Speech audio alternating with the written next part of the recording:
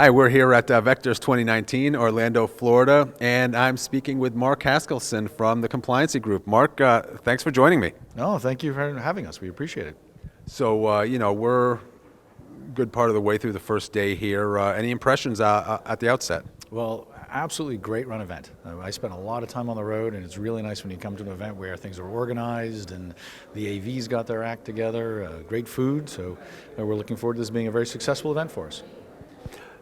Tell me a little bit about what the Compliancy Group does, what you're all about. All right, so basically we simplify regulatory compliance. So for an environment like this, it's just a tool that they can add, either use to open new doors, get additional revenue from their current clients, or increase some of the profit that they're getting out of ancillary services. So, what are the needs? What are the problems that that your customers come to you with, or to solve? Well, that's kind of the fun part, actually, is none of us have to worry about this because the federal government is causing all the problems. So basically, the federal government requires everybody who touches in any way healthcare to be compliant and have the ability to prove that.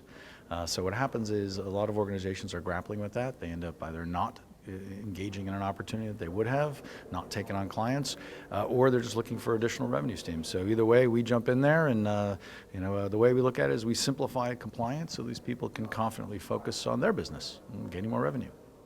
So effectively, you're taking the compliance concerns and issues out of their hands while ensuring that they are HIPAA compliant. Yes, absolutely. So organizations that get involved with us, like SkySwitch is a client of ours, once you have completed the process, we act as a third party. We verify and validate. We actually give you a seal of compliance so you can prove that to your clients and prospects. And on the business side, what ends up being a very strong differentiator. So we see a lot of vendors that use our seal as a way to get more clients.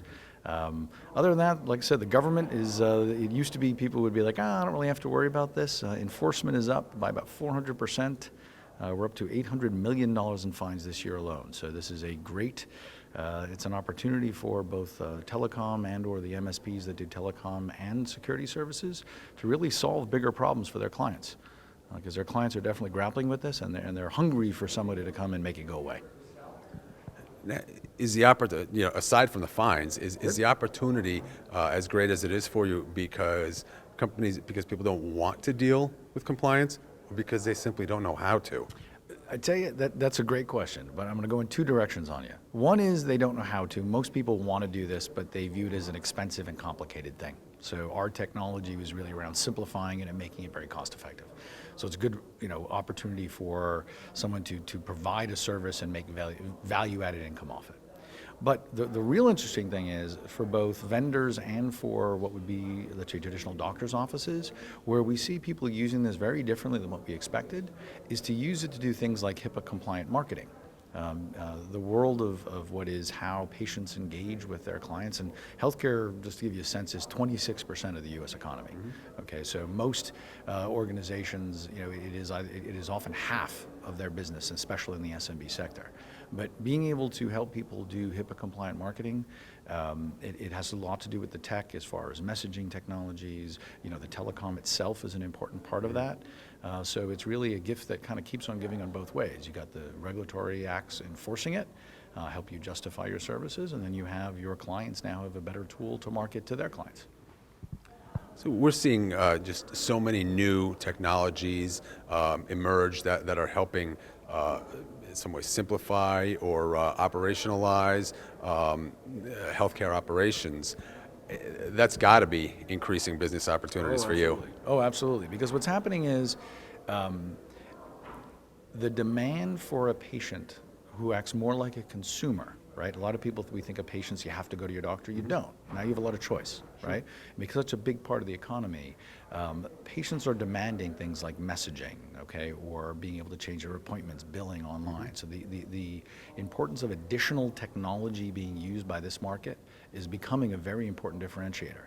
The challenge is, and one of the reasons why I think it's a good opportunity for us and for folks that, let's say, are in the providing MSP type services, is unfortunately 30% of the time the failure was caused by the vendor, So there's just a natural opportunity, or let's say a requirement under the law, to help organizations make sure they're working with the right vendors. So that's been a kind of a dual threat opportunity for both ourselves as well as for the partners we deal with, telecom and MSP, et cetera.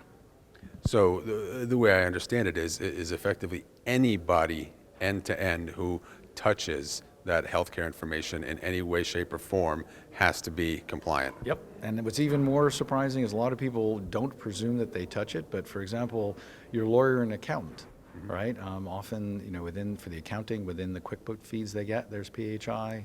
Obviously, lawyers when they're dealing with malpractice. Technically, 76% of the market falls under a regulatory act. So if you are serving the small and mid-sized market, the more you understand about what regulatory acts apply and how to make money off it, it's good business for all.